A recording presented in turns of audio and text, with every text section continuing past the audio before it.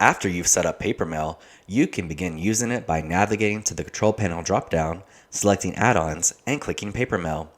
On the paper mail dashboard, you can see an overview of which paper reminders were sent today, this month, and this year. You can customize your paper mail settings under the Settings tab. Here you can limit the number of pages allowed in a single print job or set your monthly spending limit. Be sure to click the Update button to save your new settings. You can also change your return address label by clicking the Edit button.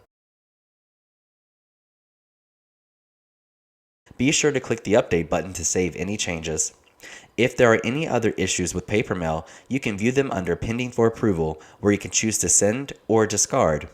To view your paper mail history, click the History tab. You can also choose which reminders are sent via paper mail by clicking the blue Set Reminder Defaults link. On this page, the right column gives you complete control over your paper mail messaging.